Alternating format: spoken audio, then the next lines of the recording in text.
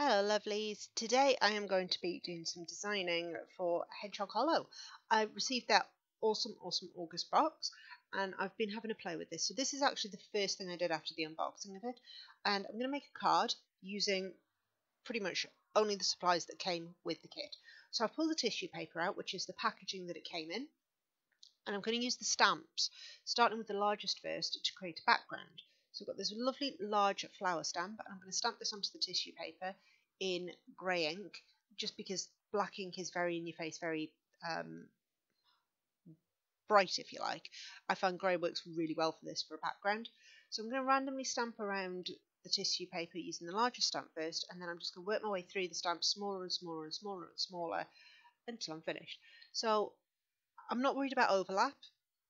I'm not worried about the perfection of it. I just want to create a background using all of these stamps, and it comes together and creates something pretty epic that I can use again and again and again, whether I'm card making, scrapbooking, mixed media, whatever. And it allows me to have minimal waste from the kit and use the packaging at the same time. What's not to like? So once I've done my random stamping, just straighten everything out, I'm going to get a bit of cardstock from the kit, just the white, and have a look at the pattern underneath the white through the tissue paper, so I can see what it looks like, I can see how I'm feeling about it, that kind of thing. So I've taken a piece of cardstock from the kit and folded it in half, so I've got my card, and then I can just choose the rough area that I want and adhere that to the card itself. Now I'm using a wet glue to do this because I find that's the easiest way to get tissue paper flat. I don't want loads of wet glue, I just want a nice smooth layer, and I'm just going to press it down. I'm not going to cut the glue, I'm going to use water and a paintbrush just down the edges where I want to tear it off. One, it gives me a nice pretty raggedy edge, which I quite like that rustic look. If you don't, then cut it by all means.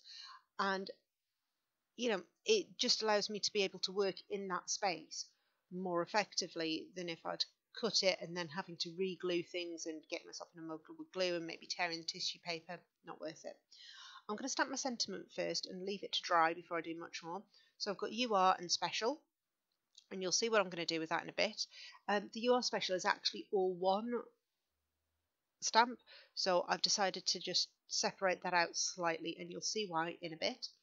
I've got my nice coral bit of card, and I'm going to use the sort of more leafy designs, leafy berry designs on this, and just stamp around the edges. Coral card I've just stuck down with standard glue, and I'm going to create this kind of foliage effect. The colours I'm going to use are actually from the kit itself, so these corally colours, and I like to work with these ink pens from light through to dark rather than dark through to light. I find it easier, and I'm not worried about any of the streaks of the pens or them not blending fully or looking seamless. That doesn't bother me. So if it bothers you, by all means, maybe take a bit more time. I'm not very good at blending, but also it doesn't bother me, so I don't worry about it. And I haven't cut the card at the bottom just yet. I find it easier to work like this. It means that I have a little bit of extra room that's not on the card to move things around, and I get less of a mess this way, because anyone who has seen me create knows it gets a bit messy at times.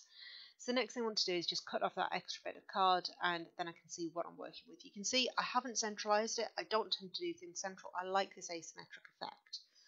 And I also decided to pull out a Distress Oxide, which isn't in the kit, but I wanted a bit of extra depth around the edges of this card, and that's what I'm going to use it for. So it's basically just a blending pen, and I'm using that to pick up the ink and move it around the page, just to give me, like I say, a bit of extra depth. Because I've used a pigment ink rather than water-based ink, I don't need to worry about things moving around or impacting the pens.